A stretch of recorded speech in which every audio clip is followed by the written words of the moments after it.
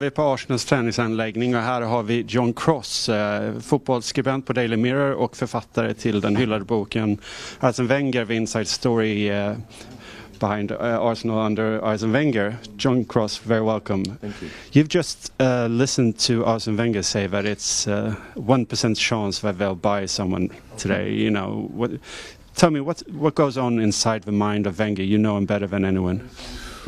Well, I do think he doesn't particularly like the January window. History tells us that, really. I mean, he has done some big deals. He had a really busy one, I think, in 2006 when he bought Walcott, Adebayor and Diaby.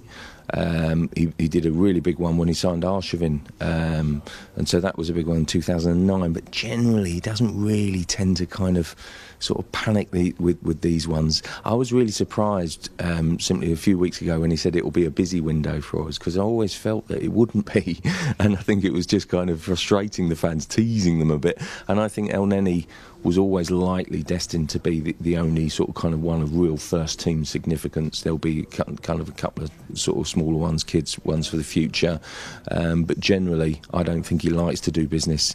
I think he thinks that Arsenal need to be buying players who will improve the squad, and can you do that in the January window? I think his mind tells him no.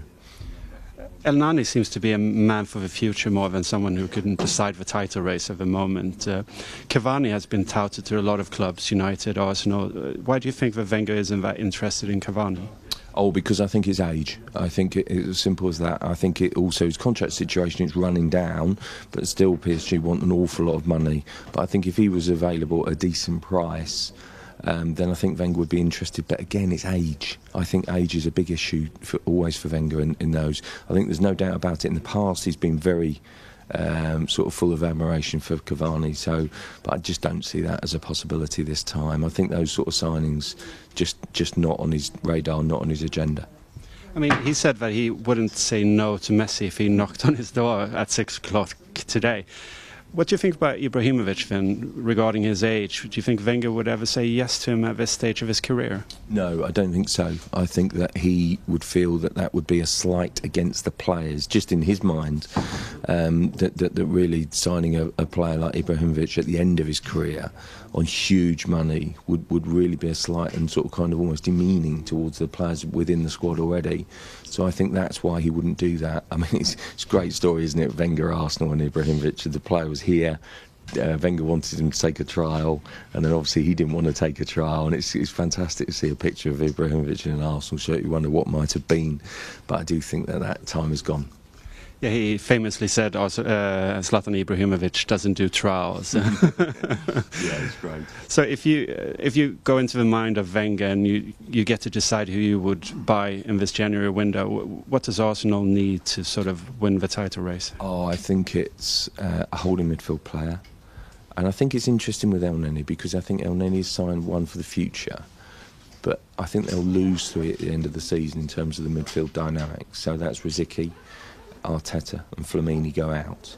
And even though I think that Arsenal will sign a big holding midfield player in the summer, I think that'll be their primary target, then I think that El Neni still fits into the squad and so it does a decent job, so that's a good long-term signing. But I think the holding midfield player, I think someone like a Wanyama would be perfect. And then a striker, a real top quality striker, to give them a different option. But his argument will be that Welbeck coming back gives them variations and different options, and I think that's why he won't do anything in January. But I do think that he will look towards the market for a striker and also a holding midfield player in the summer. I don't think, lots of people talk about centre half, but I don't think that's at all in his thoughts at the moment. And if you look at the other top clubs, City, Manchester United, Chelsea, even Tottenham, what do you think they need to buy in this window?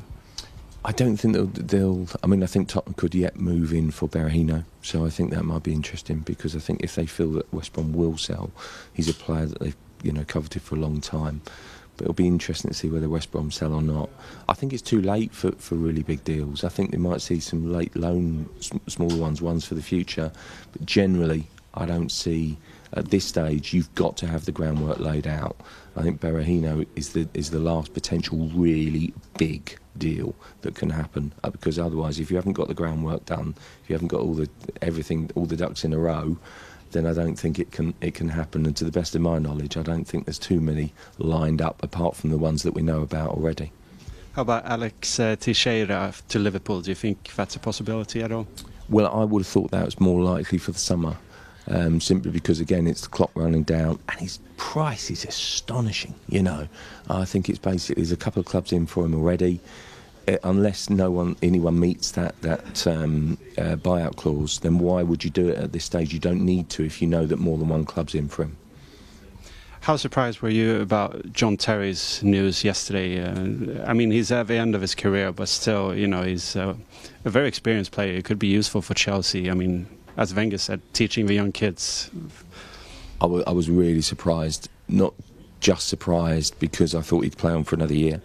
I was surprised the way it came out. He's obviously put it out there to embarrass Chelsea, to force Chelsea's hand, to I think, kind of say to Chelsea, you know, the fans are going to have a backlash here, give me another deal. And I still think there's a decent chance that he might stay on. I really do, because I think with John Terry, it's always calculated. There's always said for a reason.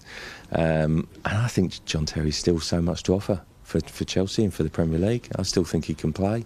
I think obviously Mourinho had his doubts, was phasing him out, but I think actually the second half of the season, or since Mourinho's gone, he's only got stronger and stronger. Well, and finally, do you think there's any chance of a new Kim Källström deal? That was fantastic, wasn't it, that one? I still think that haunts Arsenal, and particularly the medical staff, simply because they always feel they did nothing wrong. No, can't see that one. I mean, again, that was a real desperate signing, and actually I think Arsenal fans will always remember that Källström actually scored a penalty at Wembley in the shootout against Wigan, so he did actually play a part in Arsenal's history that season. But no, I think they've moved on from there.